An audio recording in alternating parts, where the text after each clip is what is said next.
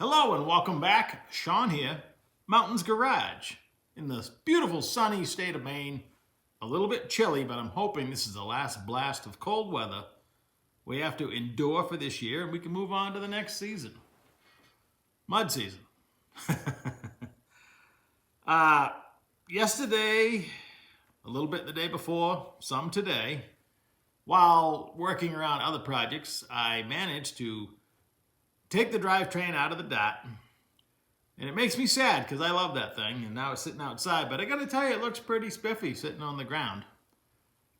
It it gained elevation in the front because I took the motor out, but it's still got a nice stance. It's fun to look at it. It's relatively watertight, but I might top it. I find topping does as much damage as anything because the hooks and the bungee cords will eventually rub the paint and it might sweat on a moist day. So a better solution is I want to build a lean-to off the storage boxes, 2 of them. I'll start with 1 just to see how it goes because building materials are wicked cheap right now. But I'm going to whip up one of those, approximately 12 by 20, and I'll slide the old Dodge right underneath to keep it out of the weather. It'll be a good port in the storm for projects that, might have to live outside. So, I'm filming this at the end, I've already accomplished this, but is a look at that process and dragging in the 56 Wagon and getting the first good look at it. Rebuilding the transmission tunnel in the Dart is a necessity because it's, junk. I need to give myself enough service room so I can remove the transmission without having to remove this dowel pin. I just learned that I don't have enough room. It's close, but not serviceable in a hurry, so I'll fix that. Engine out. I'll take one last picture of how my semi-mocked up motor mounts were. Obviously I need to weld all this in, fix that mess, trim that sheet metal back a little more, lots of things to do. I shoved the dot outside, that's as far as it made it. I wanted it back here a little further, but I'll have to use the tractor. I kind of like the way it sits, even though the front end's up now. The rear looks nice. I'll put that black hood back on the pins for now, once I get it back in position. To move the 56, it's time to take the snowplow off. I don't think I'll take off the front chains, but I'll go pop the blade off and put on the forks.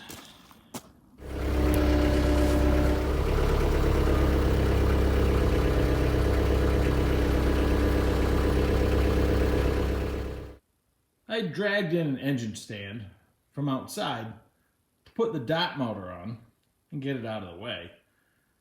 And this one fits nicely between the legs of the engine crane, and it's a piece of cake to load an engine onto the stand. This stand, on the other hand, I fought with hard the other day, just trying to put the big block on it. The legs from both crash into each other, and it is a royal pain. Every time I've used this red stand, I've never liked it from the day I got it. And I still find myself using it. I should push it outside and drag in one of the others. One of the big snow piles is melting. It was actually a pretty mild year for snow. This is just piled up from plowing down the driveways. I'll keep an eye on it for you, but I bet it'll be another month before I see the lawn here. The DOT, in spite of its nose up attitude without an engine in it, still looking pretty sporty outside.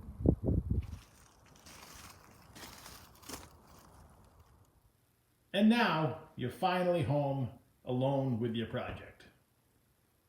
You did all the dealing, all the hauling, all the shuffling. Finally, it's time to start memorizing the good, the bad, and the ugly.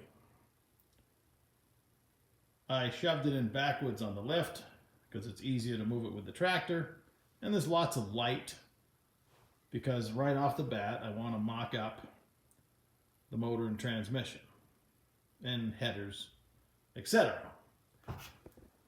I got a few other things to do before then, but I'm just setting myself up for the inevitable process. First thing, I always start at the top, other than that dry spot in the middle with a paint job. My buddy paid to have it painted. Hope he didn't pay too much. I'm sure it's better than it was, but let's not get too fussy, because I keep reminding myself, this car's, what, 66 years old? Most of them that people are saving are 100 times worse than this. So this has a nice drip rail all the way around. The roof's in nice shape. No complaints. All the window openings and everything. Again, it's been ripped apart, but the regulators are still on the back for the roll-up. There's a roll-up section here, then a divider. I have the divider even, which is awesome. The dash is more complete than I remember. Again, I only saw it quickly before it was topped again. I wasn't even sure if I had wiper stuff, but it works. It's just a cable and pulley arrangement under the dash, but I see the electric conversions for this are relatively inexpensive, $100 I think, so that's cool. Firewall's in nice shape. Half of it's been painted, half still needs attention.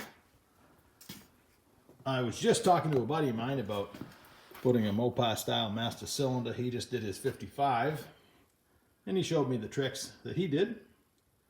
So I will copy that. I already had the master and was going to do something, and he made it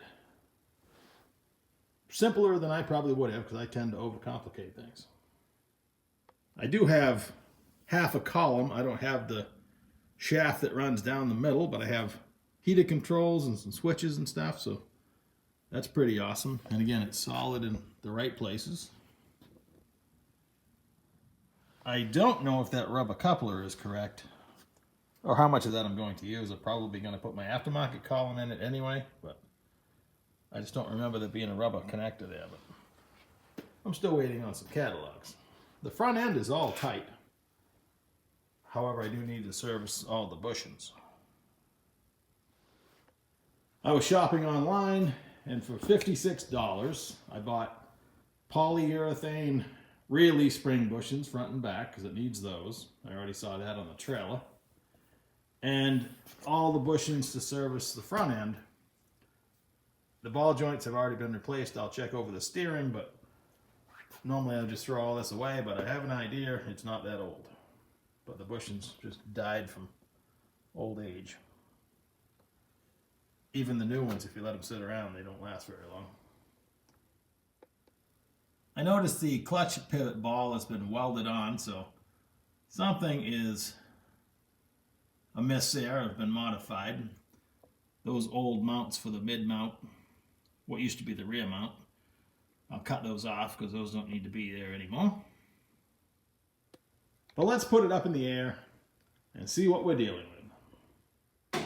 Before I push the button on the lift, I had already noticed this door was a different color inside, and I got counting up the trim holes, and the quarter panels match, where the chrome comes down and then back that way and goes down.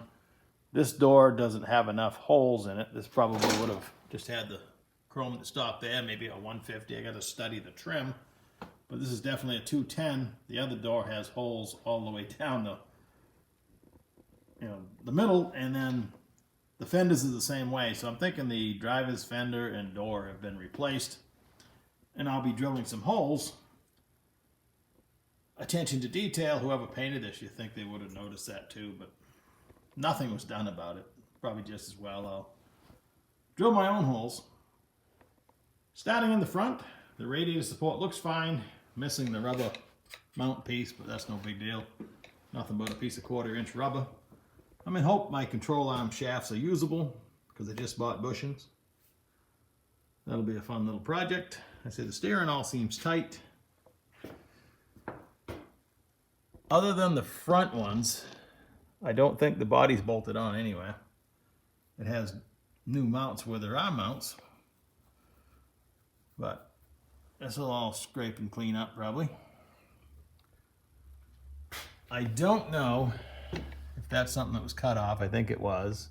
It's not rust, it's been ripped out of there. Probably when they were putting this on. Yeah, I believe this is an emergency brake piece. It would have been there. I don't know if they put the crush tubes in the frame. Doesn't matter. I'm gonna take it out anyway. I'm just going to weld this piece on. I don't know why you wouldn't. I guess if you didn't have a welder, but it's had floors welded in that had never been seam sealed or anything, so a few patches here and there. I'd say this side is stock. Driver's side's been changed. That's not unusual at all, as well as the driver's side passenger rear. Missing body mounts there. What I found interesting when I put it on the lift is the brake lines are run in harm's way. You typically would not run them outside the frame and in the area where the lift would be, or they should go inboard. Fuel line, I'm gonna run inboard, but oftentimes, like on my Nova, the factory put them outboard. The tailpipes are brand new, but only 2-inch, so I won't be running those. I often find it interesting that on these Tri-5s, a lot of people put the mufflers way up here and run a long tailpipe.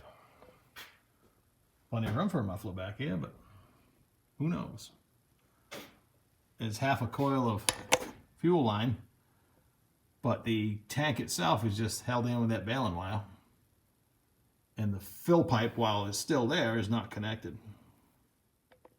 But the brake line stuff is all new. This rear end's coming out anyway. We're going to put a 9-inch Ford in it. It has an aftermarket shock cross member. That was a big selling point on the listing, but it's crooked and only half tacked in there, so that needs attention. This is pretty much how the new fuel line was. I bent it down a little bit so I could shove the lift plate in there, but it was hanging down, ready to be hooked and ripped out. I'm guessing by the wiring and the ripped out piece here that this may have had a trailer hitch on it at one point. Who knows? But all amazingly solid back here. My initial thought was to cut out the spare tire well, but from the inside and the outside, it's in perfect condition pretty much. You know, for being 66 years old. But I see a lot of them all rotted out back here, and this one's just got dirt and whatever the original undercoating was. Here we have the rear heated fuel line setup. Should have gone once around the tailpipe even. But yeah, the tank's just sitting here. I don't envision using the tank. It's probably original by the looks, and I'm sure it's full of crud. It's nice they have a drain on it. I'll take a look at it if it happens to be good. And I decide to run the Wagon tank. You can see how tight things get with the spare tire well and the Wagon tank and the rear end.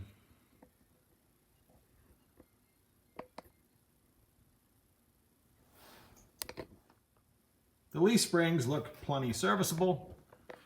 I'll just put bushings in them. Trying to talk myself out of moving them, putting the pocket in the frame and moving the springs inboard. I don't need bigger tires on this.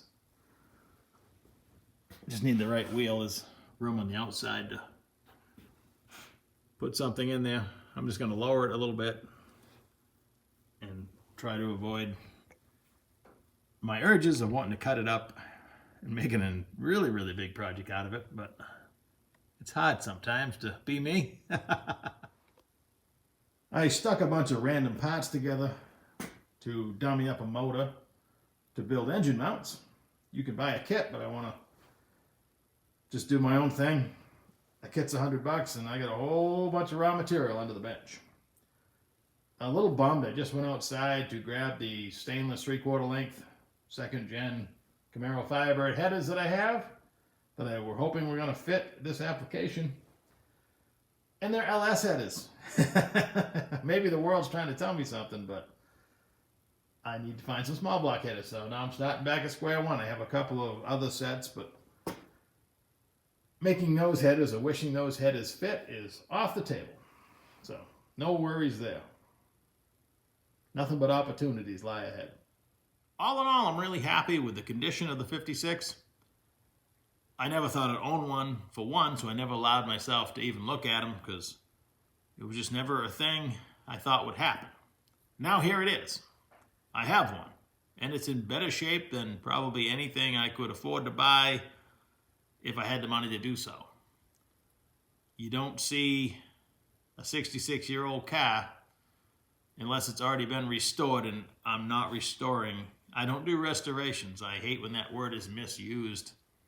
If it was restored, it would be blown apart, every last nut and bolt, and everything refinished or replaced, and it would look like it just came off the assembly line when you were done. I do restifications at best.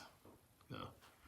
But with only 2 bolts holding the body on, I might as well remove it from the frame, spiff up the floorboards a little bit, clean everything, undercoat it, or whatever I'm going to do for that.